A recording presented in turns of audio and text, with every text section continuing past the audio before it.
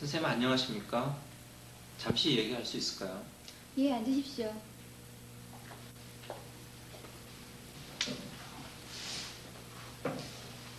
제가 복용하고 있는 약에 대해서 몇 가지 여쭤볼 말이 있어서요. 무엇에 대해 알고 싶은가요? 제가 오늘 퇴원하는데 간호사님이 집에서 복용할 약이라 하면서 이 약을 저에게 주었습니다. 그런데 저는 지금 상태가 좋은데 왜 계속 이 약을 먹어야 되는지 잘 모르겠어요. 병원에서 퇴원한 후에도 약을 계속 복용해야 하는 이유는 바로 지금과 같은 좋은 상태를 유지하기 위해서입니다. 만약 약을 계속 복용하지 않는다면 이전에 병원에 입원하기 전에 경험하였던 증상들이 다시 나타날 가능성이 크기 때문이죠. 그러나 의사 선생님이 처방한 그대로 약을 계속 복용한다면 그런 증상이 나타나지 않고 오랫동안 잘 지낼 수 있습니다. 이해가 잘 안 되는데요. 좀 전에도 말했지만 저는 이제 상태가 아주 좋습니다. 약이란 것은 보통 아플 때만 복용하는 거 아닙니까? 예를 들면 페니실린이나 다른 약들도 다 그렇잖아요. 무슨 말인지 잘 알겠습니다. 그러나 영호 씨가 복용하고 있는 약은 페니실린과 같은 항생제하고는 다릅니다. 페니실린은 세균을 죽여서 병을 완치시켜주지만 영호 씨가 복용하고 있는 항정신병 약은 유감스럽게도 병을 완치시켜주지는 못합니다. 대신 증상을 조절하여 생활을 잘 할 수 있게끔 도와줍니다. 그리고 또 재발을 막아줍니다. 영호 씨가 기억하셔야 할 사실은 항정신병 약은 계속 몸 안에 남아있지 않기 때문에 그 효과를 유지하기 위해서는 선생님이 처방한 그대로 약을 규칙적으로 복용해야 한다는 것입니다. 만약 제가 이 약을 규칙적으로 복용하지 않으면 어떤 일이 일어납니까? 약을 끊어도 얼마 동안은 증상이 나타나지 않고 잘 지냅니다. 그 이유는 약 성분 중에 일부가 몸 안에 남아있기 때문입니다. 하지만 단지 얼마 동안만 잘 지낼 뿐입니다. 약 성분이 몸 안에서 완전히 빠져나가게 되면 결국 증상이 다시 나타나고 재입원을 하게 됩니다. 수많은 연구 결과들에 의하면은 약 복용을 중단한 후 1년 이내에 재발할 가능성이 2배로 증가한다고 합니다. 재발이 그렇게 많이 증가됩니까? 예, 그것은 사실입니다. 그리고 약 복용을 중단하여 재발할 때마다 증상을 다시 조절하는데 더 많은 시간이 걸리고 회복이 완전히 안 될 수 있습니다. 약을 계속 복용하는 것이 정말 중요하군요. 그렇다면 약 성분이 제 몸 안에서 완전히 빠져나가는 데는 어느 정도 시간이 걸립니까? 그것은 사람마다 다르고 또 복용하고 있는 약의 종류에 따라서도 다릅니다. 어떤 경우에는 한 3개월 정도로 길 수도 있지만 어떤 경우에는 일주일 정도로 짧을 수도 있습니다. 영호 씨, 제 생각으로는 재발의 위험성을 감수하면서까지 약을 끊을 필요는 없다고 봅니다. 선생님 말씀은 제가 약만 규칙적으로 복용한다면 다시는 입원할 필요가 없단 말이죠. 꼭 그렇지는 않습니다. 약을 규칙적으로 복용하면 재발되어 재입원할 가능성이 현저히 줄어든다는 말입니다. 만약 여러 이유 때문에 재발되어 다시 입원을 하더라도 약을 계속 복용한 경우라면 입원 기간이 훨씬 단축됩니다. 바꿔 말하면 약을 계속 복용한 경우는 그 약 성분이 몸 안에 남아있기 때문에 재발의 심한 정도를 최소한으로 줄일 수 있습니다. 하지만 선생님, 왜 이렇게 많은 약을 먹어야 되는지 모르겠습니다. 약이 너무 많습니다. 담당 의사 선생님이 보름 동안 복용할 약을 한꺼번에 처방해 주셨기 때문입니다. 그렇습니까? 그런데 선생님, 이 약들을 한번 보십시오.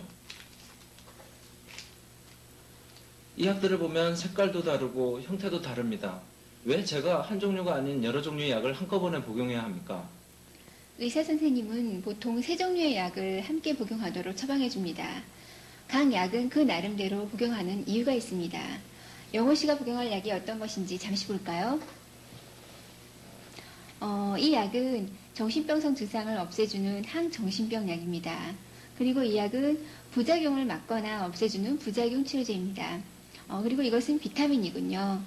영호 씨도 보다시피 의사 선생님은 영호 씨에게 가장 도움이 되도록 여러 약을 함께 처방해 준 것입니다. 이 약들을 함께 복용할 경우 증상이 없이 더 좋은 상태를 유지할 수 있습니다. 선생님, 이 약을 먹으면 중독되지 않습니까?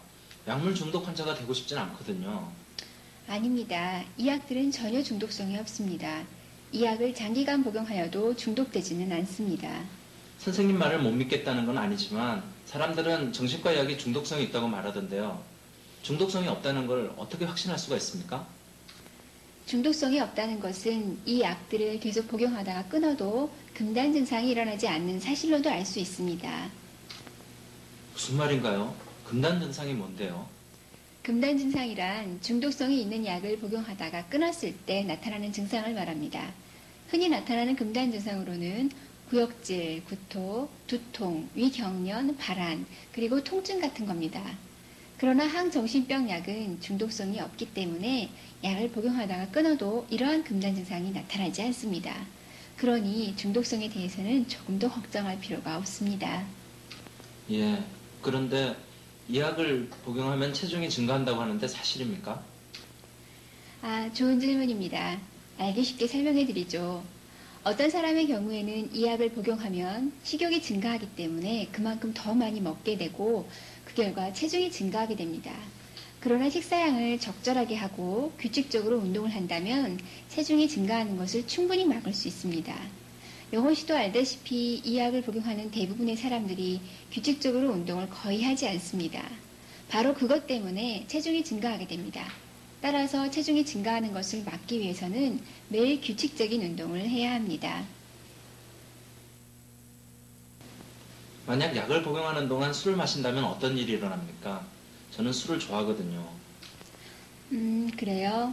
만약 영호 씨가 약을 복용하는 동안 술을 마시게 되면 여러 가지 불쾌한 약물 부작용을 경험할 가능성이 큽니다. 예를 들면 어지럽거나 잠이 오는 것과 같은 부작용이죠. 더 중요한 사실은 약을 복용함으로써 얻어지는 이득이 없어진다는 것입니다. 즉, 약을 복용하면서 술을 마시게 되면 약의 효과가 없어지기 때문에 다시 재발할 가능성이 아주 큽니다. 잘 알겠습니다.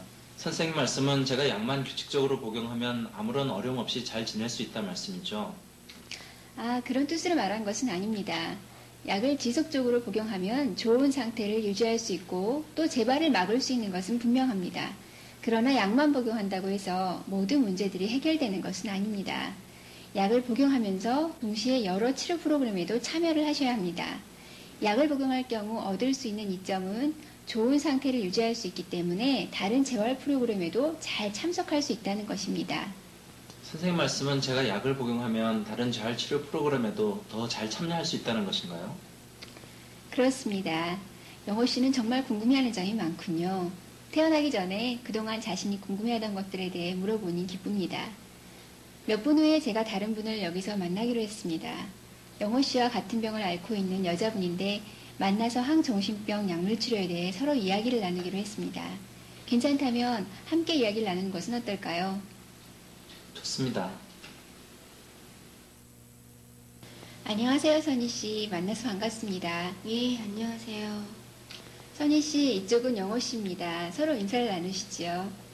영호 씨 안녕하세요. 예, 안녕하십니까.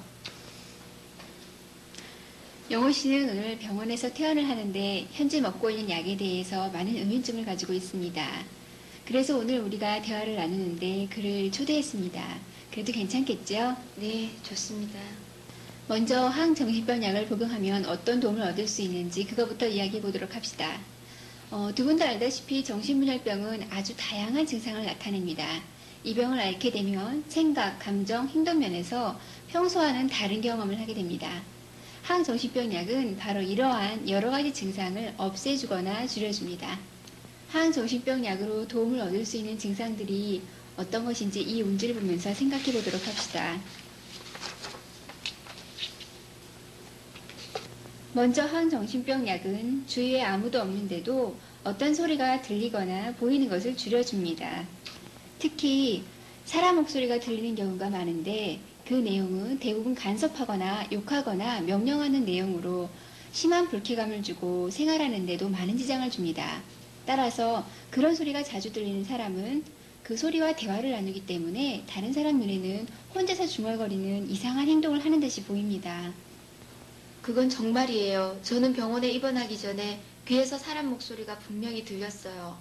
귀에서 사람들이 나에게 대해 수군거리는 소리를 들었지만 주위에는 아무도 없었어요.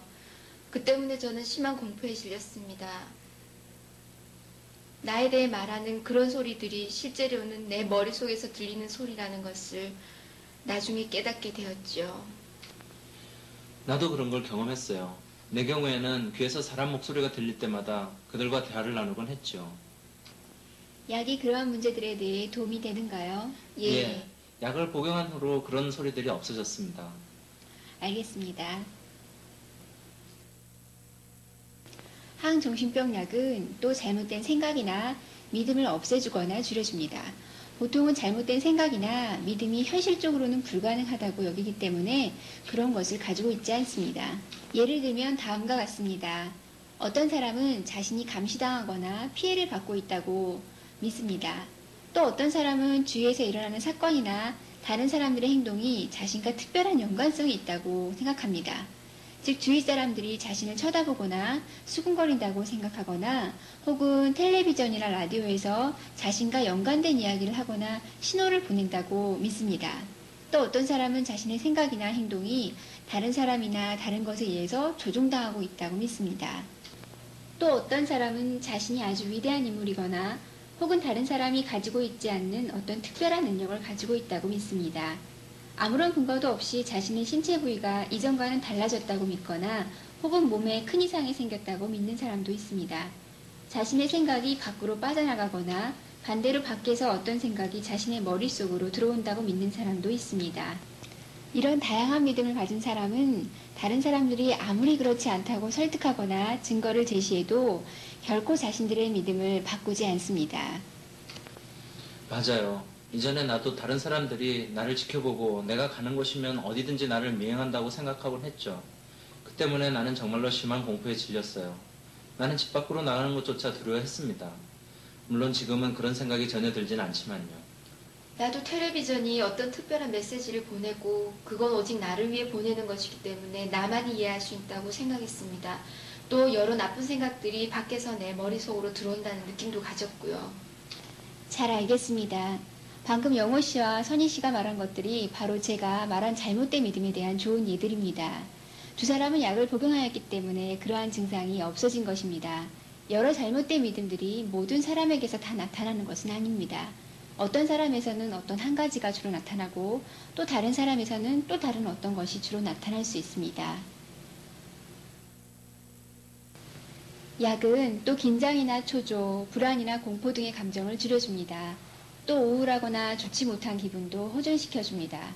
따라서 약을 복용하면 감정과 기분을 훨씬 편안하게 해주고 잠을 잘 잘 수 있게 해줍니다. 맞습니다. 제가 약을 먹기 전에는 기분이 안 좋았어요. 하루 종일 엉망이었죠. 자주 공포에 질렸고 혼란에 쌓여 있었고 때때로 공허한 느낌도 들었습니다. 저는 선생님이 약을 먹으면 기분이 훨씬 더 나아진다고 말한 것을 충분히 이해할 수 있습니다.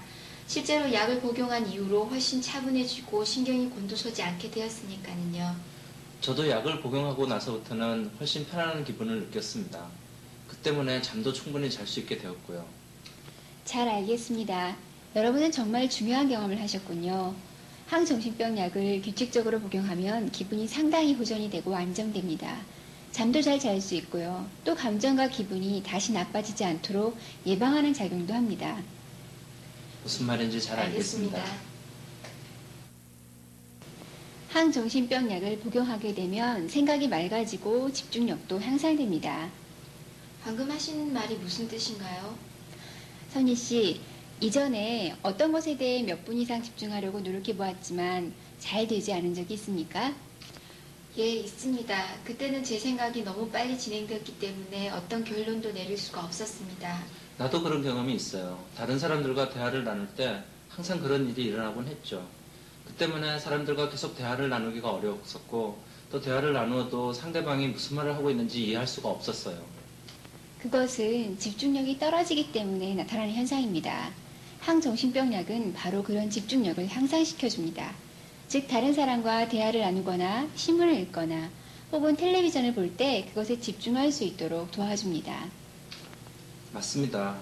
약을 복용하고 나서부터는 이전과는 달리 사람들과 오랫동안 대화를 나눌 수 있게 되었습니다. 저도 텔레비전이나 신문을 오랫동안 볼 수 있게 되었어요.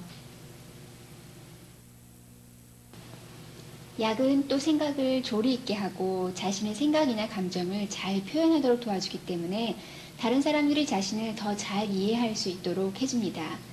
영호 씨, 제 기억으로는 영호 씨가 처음 병원에 입원했을 때 무슨 말을 하는지 이해하기가 무척 어려웠습니다. 말을 하지만 조리나 논리에 맞지 않았고 순서도 온통 뒤죽박죽이어서 무슨 말을 하는지 도대체 이해가 안 되었죠. 그리고 때때로 이해하기 어려운 이상한 단어도 사용했고요. 그때 저는 영호 씨가 어느 누구도 이해하기 어려운 혼자만의 언어로 말하는 듯이 여겨졌습니다. 그러나 지금은 자신의 생각을 조리 있게 잘 표현하고 사용하는 문장 역시 간략하면서도 정확합니다. 그러고 보니 그때 제가 다른 사람들에게 말을 할 때마다 상대방이 제 말을 전혀 못 알아들었던 것이 기억이 납니다. 그 때문에 상대방이 저와 대화를 나누기를 피했던 것도 기억나고요. 사람들이 영호 씨와 대화 나누기를 꺼려했던 이유는 바로 영호 씨가 말을 아주 이상한 방식으로 하였기 때문입니다. 생각도 온통 뒤죽박죽이었고요. 그때는 영호 씨가 적절한 단어를 선택하여 자신의 생각을 정확하게 표현할 수가 없었을 겁니다. 바로 그것이 정신병열병의 증상이고 약은 그러한 증상들을 없애줍니다. 잘 알겠습니다. 약은 또 적절하게 행동하도록 도와줍니다. 약을 복용하면 다른 사람들이 이해하지 못하는 행동이나 혹은 공격적인 행동을 하고 싶은 욕구를 억제시켜줍니다. 예를 들면 갑자기 웃거나 울거나 미소 짓거나 혹은 엉뚱한 행동을 하고 싶은 충동을 억제시켜줍니다. 부끄러운 얘기지만 제가 그런 경험이 있습니다. 이전에 친구들하고 함께 있었는데 갑자기 웃음이 나오는데 멈추지 않고 계속 웃은 일이 있었죠. 그때 다른 사람들이 보기에는 주위에 웃은 일이 아무것도 없었는데 저는 머릿속에 갑자기 어떤 생각이 떠올라서 계속 웃기 시작하였습니다. 제가 말한 것이 바로 그 점입니다. 다른 사람들이 이해하기 어려운 행동을 하면 할수록 그만큼 사회생활을 하기가 어려워집니다. 선생님, 지금은 그렇지 않습니다.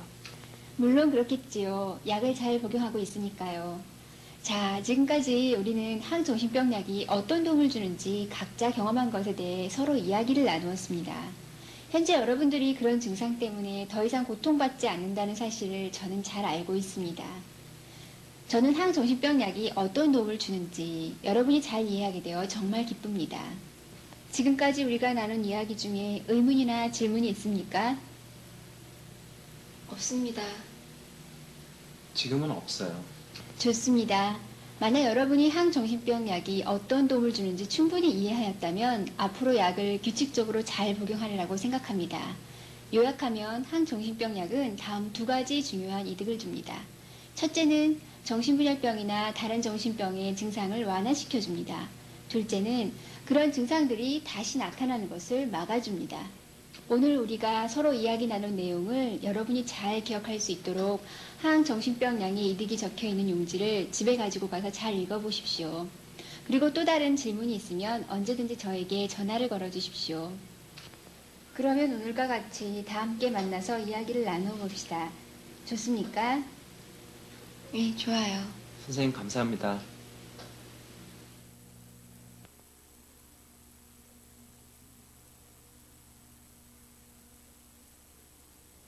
이번 시간에는 여러분이 항정신병 약을 복용하는 것에 대해 반드시 알고 있어야 될 규칙에 대해 말씀드리겠습니다.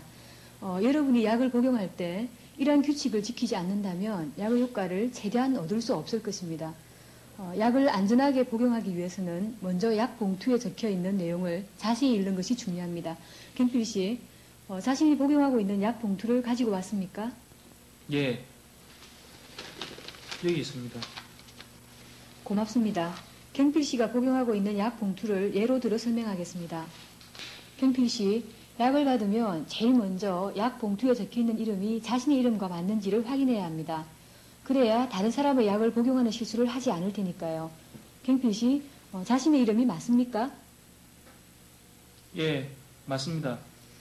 그 다음에는 용법란을 보도록 합시다. 여기에는 하루 복용 횟수와 복용 시간이 적혀 있고 며칠 분이 처방되어 있는지도 적혀 있습니다. 그리고 조제 날짜도 표시되어 있고요. 경필 씨, 그 부분을 한번 읽어주시겠습니까? 네, 그러죠. 하루 2회 매 식후 30분경에 복용하라고 적혀 있습니다. 모두 7일분이고 조제 날짜는 1996년 9월 23일입니다. 정확합니다. 그렇다면 약 봉투 안에 약이 총 몇 봉지가 있어야 하죠? 하루 2번씩 일주일 분량이기 때문에 총 14개가 들어있어야 됩니다. 맞습니다. 약을 받으면 약 봉투 안에 있는 약의 총 개수가 맞는지 확인해야 합니다. 약사 선생님이 때때로 실수할 수도 있으니까요. 경필씨, 약 봉투 밑부분에 적혀 있는 병원 주소와 연락처를 한번 읽어주시겠습니까? 네. 양산병원 경남 양산시 웅상읍 주진리 산 12의 1번지이고 연락처는 지역번호 0523이고 전화번호는 389개 1234에서 1239까지입니다. 정확합니다. 만약 자신이 복용하는 약에 대해 의문이 있으면 이곳으로 연락을 하면 됩니다. 여러분이 약을 받을 때는 제가 지금까지 말한 것들을 반드시 확인을 해야 합니다. 예, 알겠습니다. 약 봉투에는 약을 복용하는 규칙이 적혀 있기 때문에 반드시 그대로 복용해야 합니다. 그런데 제가 병원에 입원해 있을 때는 항상 식사 후에 약을 복용했습니다. 집에서도 그렇게 해야 됩니까? 아주 좋은 질문입니다. 식사 후에 약을 복용하게 하는 것은 약 복용 시간을 잊어버리지 않도록 하기 위해서죠. 그러나 가장 중요한 것은 매일 정해진 시간에 약을 복용하는 것입니다. 만약 식사 시간이 일정하지 않다면 매일 규칙적으로 하는 활동 시간에 맞추어 약을 복용해야 합니다. 무슨 말인지 잘 모르겠는데요. 만약 갱필 씨가 직장에 다니거나 혹은 재활치료 프로그램에 참여한다고 가정해 봅시다. 그때는 출퇴근 시간이 일정하기 때문에 그 전후로 약을 복용하면 매일 정해진 시간에 규칙적으로 약을 복용할 수 있습니다. 직장을 안 다니거나 재활치료 프로그램에 참여 안 할 때는 어떻게 해야 합니까? 그때는 시간을 정해놓고 약을 복용해야 합니다. 예를 들면 저녁 9시나 아침 9시와 같이 특정 시간을 정해놓고 그 시간에 약을 복용해야 합니다. 그러나 이때도 자신이 매일 규칙적으로 하는 활동과 연관시키는 것이 잊어버리지 않고 약을 복용할 수 있는 방법입니다. 예를 들면 저녁 9시 뉴스가 시작되면 약을 복용하는 시기죠. 무슨 말인지 알겠습니다. 그렇다면 만약 일이 있어서 하루 종일 집 밖에서 보내야 하는 경우는 어떻게 해야 합니까? 그때는 약을 봉투채로 가지고 나가는 것이 아니라 그날 복용할 약만 가지고 나가는 게 좋겠죠. 잘 알겠습니다. 지금까지 제가 설명한 내용을 이해하시겠습니까? 조금요. 저도요. 그렇다면 제가 요약해서 다시 설명드리겠습니다. 먼저 올바른 약 복용법을 적은 이 용지를 보도록 하죠.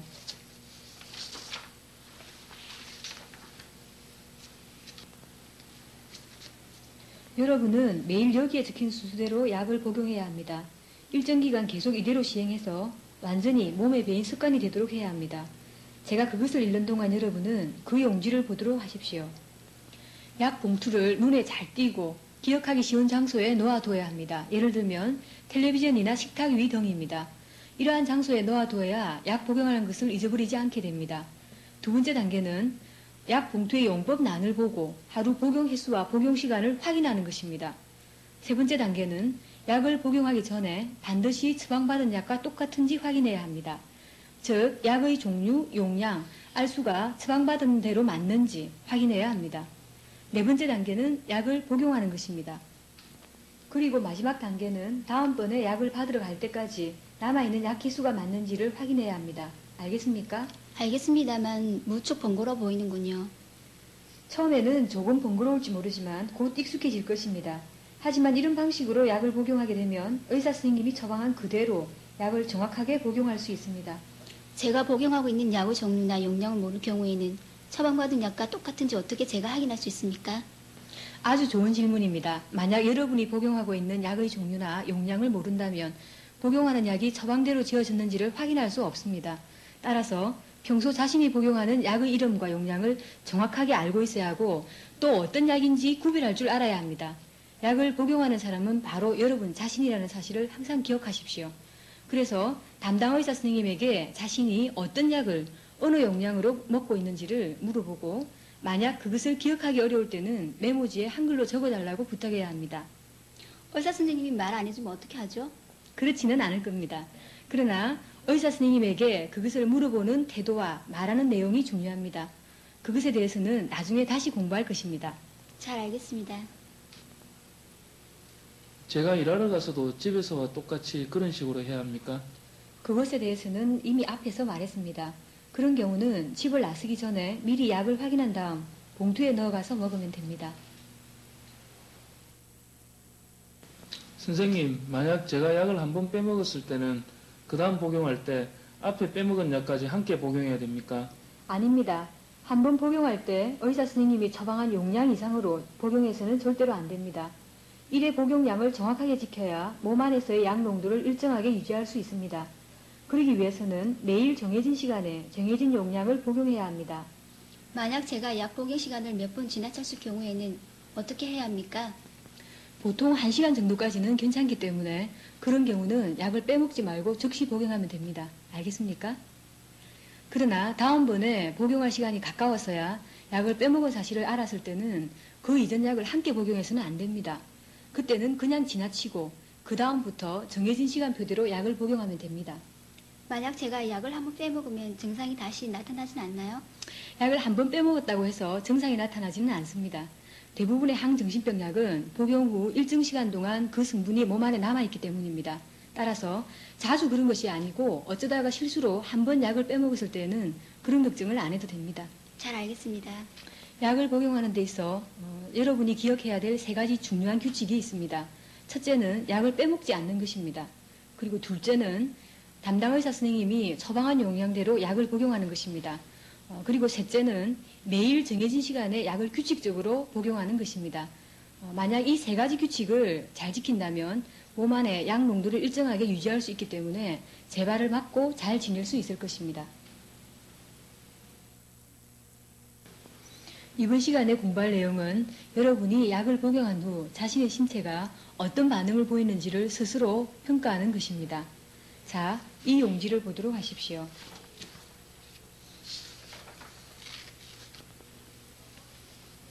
이것은 자가평가 기록지입니다. 매일 여기에 적힌 각 문항을 평가하여 기록한다면 자신의 신체가 약에 어떤 반응을 보이는지를 스스로 알 수 있습니다. 아주 복잡하게 보이는군요. 왜 이것을 매일 기록해야 합니까? 보기보다는 그렇게 어렵지 않습니다. 이것을 통해 여러분은 자신이 복용하고 있는 약이 신체에 어떻게 작용하는지를 스스로 알 수 있습니다. 일부 문항은 약이 신체에 적절하게 작용하고 있지 않다는 경고 신호로 이용될 수 있습니다. 여러분은 약을 복용한 후 자신의 신체가 어떤 반응을 보이는지를 알고 있어야 합니다. 그것은 여러분이 해야 할 의무입니다. 알겠습니다. 그렇다면 이것을 어떻게 사용하지요? 사용 방법은 아주 간단합니다. 먼저 각 문항을 읽고 해당되는 문항만 골라 해당되는 날짜 칸에 체크 표시를 하시면 됩니다. 예를 들어 오늘이 10월 1일이니까 그날에 한번 적어봅시다. 알겠습니다. 여러분이 할 일은 각 문항에 대하여 어떻게 느끼는지를 솔직하게 기록하면 됩니다. 선생님 말씀은 예를 들면 오늘 저는 약을 먹었기 때문에 약을 복용하였다라는 체크 표시를 하고 약을 복용하지 않았다라는 그대로 비워두면 된다는 말씀이죠. 그리고 잠을 잘 잤다 해서는 어젯밤에 잠을 잘 잤기 때문에 체크 표시를 하면 되죠. 저는 약을 먹으면 언제나 잘 자니까 그리고 식욕이 좋다 문항은 바로 나를 들고 하는 말이니까 체크 표시를 하면 되고. 미숙 씨 아주 잘했습니다. 바로 그런 식으로 해당되는 문항에만 체크 표시를 하면 됩니다. 그리고 약 부작용을 경험할 수도 있기 때문에 그것을 기록하는 란을 별도로 마련해 놓았습니다. 따라서 약을 복용한 후 부작용이 나타나면 어떤 부작용인지를 구체적으로 적고 그것이 나타난 날짜를 찾아 체크 표시를 하면 됩니다. 이것을 기록하면 저에게 어떤 도움이 됩니까? 담당 의사 선생님이 그것을 보고 미숙 씨가 복용하고 있는 약이 적절한지를 판단할 수 있기 때문에 치료에 많은 도움이 됩니다. 알겠습니다. 다른 질문이 있습니까?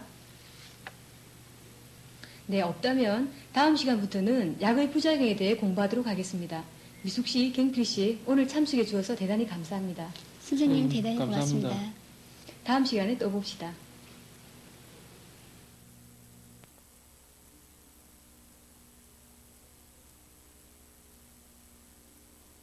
이번 시간에는 항정신병 약의 부작용에 대해 서로 이야기를 나누어 보도록 합시다. 어떤 사람은 그 약을 복용한 후에 여러 가지 부작용을 경험할 수가 있습니다. 따라서 여러분은 약을 복용한 후 어떤 부작용이 나타날 수 있는지를 알고 있어야 그것을 더 잘 극복할 수가 있을 것입니다. 무슨 말인지 잘 알겠습니다. 지금까지 약으로 인해 어떤 부작용이나 증상을 경험해 본 적이 있습니까? 예, 약을 복용한 후로 몇 가지 증상들을 경험한 적이 있죠. 하지만 그것이 약 때문인지는 잘 모르겠습니다. 어떤 증상인지 말해줄 수 있습니까? 저는 주로 집 밖에서 보내는 시간이 많은데 최근에는 햇빛에 눈이 부셔 많이 불편합니다. 아, 그렇습니까? 제 생각에는 그런 증상이 약 부작용 때문인 것 같습니다. 어떤 항정신병 약은 햇빛에 눈을 아주 민감하게 만듭니다. 그러나 다행스럽게도 그런 부작용은 쉽게 없앨 수 있습니다. 김필 씨, 밖에서 일할 때 선글라스를 씁니까? 가끔 사용하지만 항상 쓰지는 않습니다. 네, 밖에 나갈 때나 햇빛이 눈부신 곳에 나갈 때는 눈을 보호하기 위해 선글라스를 쓰는 것이 좋습니다. 아니면 모자를 쓰는 것도 도움이 될 것입니다. 다음에 의사 선생님을 만나면은 그 증상에 대해 말하십시오. 그러면 도와주실 겁니다. 잘 알겠습니다. 저도 햇빛 때문에 문제가 있어요. 제 경우에는 햇빛을 받으면 피부가 너무 쉽게 탑니다. 그건 역시 약 때문인 것 같습니다. 즉, 피부가 햇빛에 너무 민감해지기 때문이죠. 그때는 가능한 직사광선에 피부가 많이 노출되지 않도록 하는 것이 중요합니다. 예를 들면 그늘진 곳에서 시간을 보내고 모자나 피부 노출을 막을 수 있는 옷차림을 하는 것이 좋습니다. 때로는 자외선을 차단하는 크림을 바르는 것도 도움이 됩니다. 그리고 햇빛이 내리쬐는 곳에서 일광욕을 하거나 운동을 하는 것은 절대로 피해야 합니다. 그런 경우에는 자외선을 차단하는 크림을 발라도 아무런 도움이 되지가 않습니다. 자외선을 차단하는 크림은 어디서 팝니까? 화장품 가게에 가면은 어디서든 쉽게 살 수 있습니다. 가게에 가서 자외선을 차단하는 로션이나 크림을 달라고 말하십시오. 크림을 바를 경우에는 햇빛을 차단하기 때문에 피부가 타는 것을 막을 수 있습니다. 그러나 가장 좋은 방법은 햇빛에 노출되지 않도록 소매가 긴 옷을 입거나 모자를 쓰는 것이 좋습니다. 또 가능하면 그늘에서 시간을 보내는 것을 잊지 마십시오. 그래도 효과가 없으면 그 사실을 담당 의사 선생님에게 말해야 합니다. 제 경우에는 피부가 햇빛에 타는 문제는 없지만 자꾸 건조해집니다. 피부가 너무 건조해지기 때문에 때때로 가렵습니다. 그건 역시 약이 피부를 건조하게 만들기 때문에 나타나는 부작용입니다. 피부가 건조하니까 가려운 거죠. 그래서 자꾸 피부를 끓게 됩니다. 그 문제를 없앨 수 있는 몇 가지 방법들이 있습니다. 먼저 목욕이나 샤워를 할 때 연성 비누를 사용하십시오. 그렇게 하면 가려운 것이 없어질까요? 많은 도움을 받을 겁니다. 또 다른 방법은 목욕이나 샤워를 한 후에 바디로션을 바르는 것입니다. 그건 여자들이나 하는 것 아닌가요? 몸에 화장품 냄새가 날 텐데요. 그렇진 않습니다. 남자도 피부가 건조해지는 것을 막기 위해 로션을 사용합니다. 피부가 건조해지면 쉽게 자극을 받기 때문에 감염이 잘 됩니다. 특히 건조해져 있는 피부를 긁을 경우에는 더 쉽게 감염이 되기 때문에 조심해야 합니다. 잘 알겠습니다. 앞으로는 그렇게 하죠. 화장품 냄새에 대해서는 걱정 안 해도 됩니다. 어떤 로션은 전혀 냄새가 나지 않고 또 남성용 채취가 나는 남자용 로션도 있습니다. 잘 알겠습니다. 정말 고맙습니다. 선생님, 저는 입이 아주 마르기 때문에 많이 고통스럽습니다. 그것은 흔히 나타나는 약 부작용입니다. 물을 소량씩 자주 마시면 그것이 덜해집니다. 다른 음료수가 아닌 물이 제일 좋습니다. 알겠습니다. 하지만 항상 물을 마실 수는 없지 않습니까? 그렇죠. 또 다른 방법은 설탕이 없는 무설탕 껌을 씹거나 딱딱한 사탕을 먹는 것도 많은 도움이 됩니다. 차가운 물로 입안을 헹구는 것도 좋은 방법이지요. 그런 방법들은 전혀 생각하지 못했습니다. 또 항정신병 약은 장운동을 느리게 만들기 때문에 변비가 자주 생길 수 있습니다. 이때도 물을 마시는 것이 도움이 됩니다. 저도 이전에 변비 때문에 고생을 많이 하였는데 물을 많이 마셔보았지만 별로 도움이 안 되던데요. 그때는 음식물을 조절하는 것이 중요합니다. 푸른 채소와 콩 종류를 먹는 것도 가벼운 변비를 해결할 수 있는 좋은 방법이 됩니다. 혹은 생야채 주스나 따뜻한 레몬 주스를 마시는 것도 도움이 됩니다. 왜 푸른 채소가 변비에 좋습니까? 푸른 채소는 섬유질을 많이 함유하고 있기 때문에 변비를 줄여줍니다. 푸른 채소에는 어떤 것들이 있습니까? 김치, 상치, 통배추 등이 있습니다. 선생님, 저는 또 다른 문제가 있는데요. 가끔씩 소변 보기 어렵습니다. 그건 역시 약이 방광에 작용하여 나타나는 부작용입니다. 한 가지 방법은 소변을 보러 가기 전에 물을 마시는 것입니다.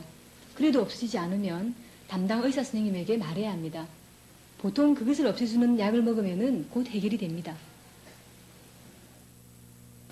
선생님, 저는 때때로 현기증을 느낍니다. 항상 그렇습니까? 아닙니다. 주로 자리에 누워있다가 일어날 때 그렇습니다. 약을 복용하고 있는 환자 중 일부는 그런 부작용을 경험합니다. 그런 현기증은 갑자기 몸을 일으킬 때 일시적으로 혈압이 떨어지기 때문에 생깁니다. 따라서 누워있거나 앉아있다가 일어나려고 할 때는 천천히 일어나야 합니다. 또 피가 잘 순환될 수 있도록 완전히 일어나기 전에 잠시 다리를 이리저리 움직여주는 것이 좋습니다. 알겠습니다. 다음에는 그렇게 해보죠. 저는 그런 문제는 없는데 자주 졸립습니다. 그것도 약 때문인가요? 잠은 충분히 잡니까? 예, 잠은 많이 자는 편입니다. 매일 거의 1시간 정도 자죠. 하지만 낮 동안에도 항상 피곤함을 느낍니다. 만약 졸리는 증상이 심하지 않다면 가벼운 운동을 하는 것이 도움이 됩니다. 그리고 담당 의사 선생님에게 그 부작용에 대해 말해야 합니다. 일할 때도 졸리기 때문에 저로서는 아주 심각합니다. 그 부작용은 신체가 약에 적응함에 따라 점차로 없어집니다.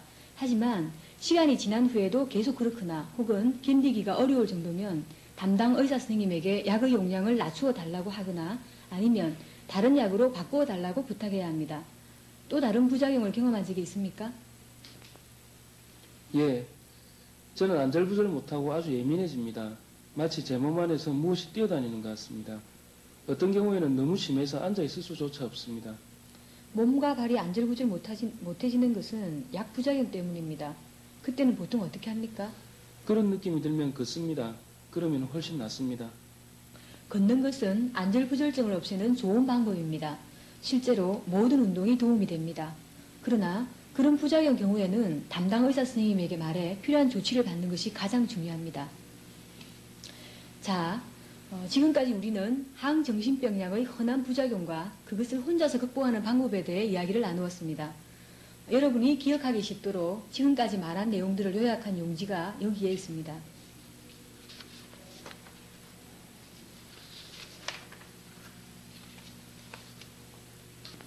여기에는 비교적 가벼운 부작용의 종류와 그것을 극복하는 데 도움이 되는 여러 활동들이 적혀 있습니다. 만약 이러한 방법들을 사용해도 부작용이 없어지지 않는다면 어떻게 해야 합니까? 먼저 여기에 적혀 있는 방법을 시도해보고 그런 증상이 없으시는지 얼마 동안 기다려 보아야 합니다. 그래도 없으시지 않을 경우에는 담당 의사 선생님에게 연락하여 도움을 받아야 합니다.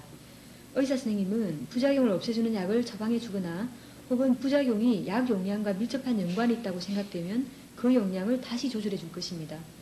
어떤 경우에는 다른 종류의 항정신병 약으로 바꿔주기도 합니다. 약마다 주로 나타나는 부작용이 서로 다르기 때문이죠. 잘 알겠습니다. 담당 의사 선생님에게 부작용을 보고할 때 반드시 다음 3가지 사항을 말해야 합니다. 첫째, 어떤 부작용인지 구체적으로 말해야 합니다. 둘째, 그 부작용이 얼마나 오랫동안 지속되며 또 얼마나 자주 경험하는지를 말해야 합니다. 마지막으로 부작용 때문에 생활하는데 어느 정도 불편한지를 분명하게 말해야 합니다. 이때 앞에서 공부한 자가평가 기록지를 보여주면서 말하는 것이 보다 효율적입니다. 그래야 의사 선생님이 그것을 보고 여러분이 어떤 부작용을 경험하고 있는지를 쉽게 파악할 수 있습니다. 그 기록지에 대해 이야기를 나눈 것이 기억납니다. 선생님 말씀은 약의 이득과 부작용을 지속적으로 평가하는데 기록지를 사용할 수 있다는 말이죠. 이번 시간에는 또 다른 용지 하나를 보여드리겠습니다. 이것은 담당 의사 선생님에게 즉시 보고해야 되는 심한 부작용들에 대한 내용들을 적어 놓은 것입니다. 여기에는 심한 부작용의 종류와 그것에 대한 구체적인 설명이 적혀 있습니다.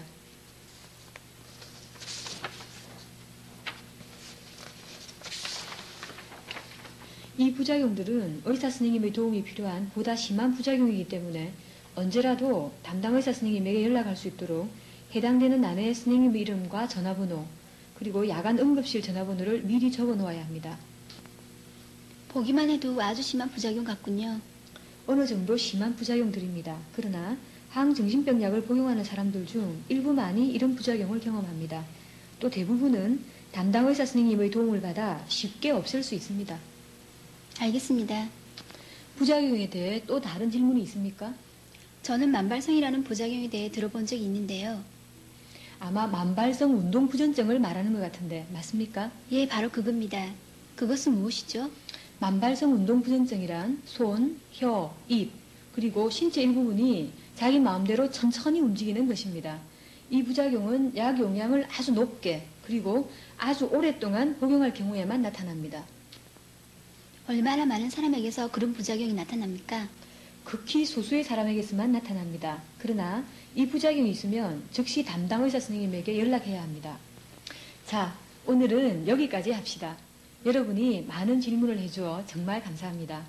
앞으로는 만약 어떤 증상이 약 때문에 생긴 부작용이라고 생각되면 먼저 부작용 점검표 1에 적혀 있는 대로 해보십시오.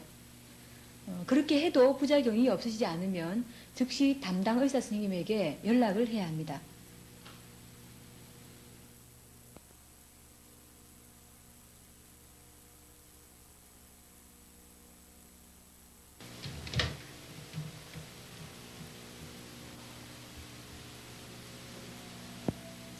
여보세요, 양산병원입니까? 예, 맞습니다. 말씀하십시오. 제 담당 의사 선생님인 강동호 선생님과 통화할 수 있을까요? 잠시 기다려 보십시오. 정신과 외래로 돌려드리겠습니다. 안녕하십니까? 양산병원 정신과 외래입니다. 저는 김영호라고 하는데 그곳에서 약을 타먹고 있습니다. 제 담당 선생님인 강동호 선생님과 통화할 수 있을까요? 잠시만 기다려 보십시오. 강동원 선생님은 오늘 오후에 외래를 보십니다. 저는 지금 부작용이 심하기 때문에 담당 의사 선생님과 꼭 통화를 해야 합니다. 어떻게 연결이 안 될까요? 잠시만 기다려 보십시오. 강동원 선생님은 지금 회진 중이시기 때문에 전화를 받을 수 없습니다. 나중에 다시 전화를 해주시겠습니까? 언제 전화를 다시 하면 될까요? 오늘 오후 1시 반부터 외래 진료를 보시기 때문에 그때 전화를 거시면 될 겁니다. 아니면 직접 병원에 오셔도 됩니다. 잘 알겠습니다. 오늘 1시 반이라고 하셨죠? 네.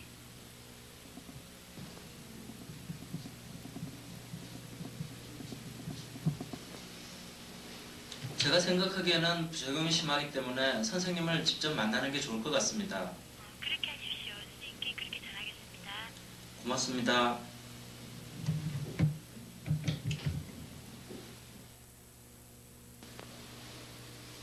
선생님 안녕하십니까?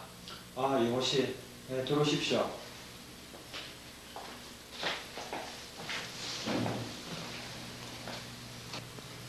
고맙습니다, 선생님. 성가시기에서 죄송합니다만 부작용 점검표를 점검해 본 결과 아무래도 선생님 직접 만나봐야 될 것 같아 이렇게 찾아왔습니다. 아, 예, 잘 오셨습니다. 근데 어떤 점이 어렵습니까? 제 생각에는 아무래도 약을 너무 많이 복용하는 것 같습니다. 그래서 친구에게 그 말을 했더니 친구 역시 똑같은 경험을 했다고 하더군요. 친구 말이 약을 끊자 그런 증상이 없어졌다고 말하더군요. 그러나 저는 선생님과 의논하지 않고 약을 끊으면 안 된다고 생각했기에 오늘 찾아뵙습니다. 정말로 잘하셨습니다. 그런데 그 정상이란 어떤 것인가요? 전 2년 전에 결혼을 했습니다. 집사람을 정말 좋아합니다. 하지만 때때로 관계를 가지기가 어렵습니다. 발기가 잘 안 됩니다. 정말 괴롭습니다.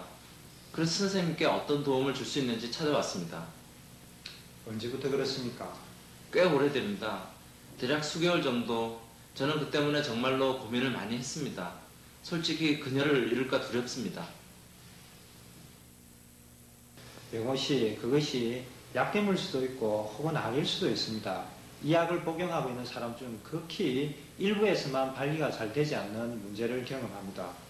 그런 사람들에 속하다니 전 정말 운이 없군요.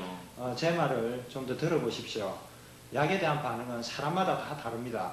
제가 자신있게 말하지만 만약 그 문제가 이 약 때문에 생긴 것이라면 약의 용량을 조절하거나 혹은 다른 약으로 바꿀 경우 그 부작용을 없앨 수 있습니다. 혹시 아침에 눈을 떴을 때 발기된 적이 있습니까? 예, 가끔씩 있습니다. 그렇다면 그 문제를 쉽게 없앨 수 있을 것 같군요. 현재 복용하고 있는 약의 용량이 아주 낮군요. 그렇다면 다른 종류의 항정신병 약을 사용해 보도록 합시다. 제가 처방해주는 이 약은 지금까지 먹고 있는 약과 효과는 같지만 부작용이 다른 약입니다. 오늘부터 이 약으로 바꿔 먹어봅시다. 고맙습니다. 오늘부터 당장 그 약을 먹도록 하겠습니다. 그렇게 하십시오. 제 생각에는 이 약으로 바꿀 경우 그 문제가 곧 없어질 것 같습니다. 선생님, 새로 처방해 주신 약을 먹으면 얼마부터 제 증상이 없어질까요? 아마 몇 주 이내에 없어지거나 완화될 것입니다. 약을 복용하고 2주 후에 그 부작용이 여전히 나타난지 한번 저에게 전화를 주십시오. 만약 운이 좋다면 더 빨리 없어질 수도 있습니다. 이 새 약을 먹으면 또 다른 부작용은 없을까요? 글쎄요. 어떤 부작용이 있을 것인지 우리 함께 평가해 봅시다. 그리고 자기 전에 한 번 복용하는 것으로 처방하기 때문에 아마 부작용은 거의 없을 겁니다. 선생님 정말 고맙습니다. 오늘 밤부터 자기 전에 이 약을 복용하고 2주 후에 다시 연락드리겠습니다. 좋습니다. 이번 경우에 영호 씨 마음대로 약을 끊지 않고 먼저 저를 찾아와서 의논한 것은 정말 잘한 일입니다. 그런 영호 씨가 아주 자랑스럽습니다. 오히려 제가 고마운 걸요. 많은 도움을 받았습니다.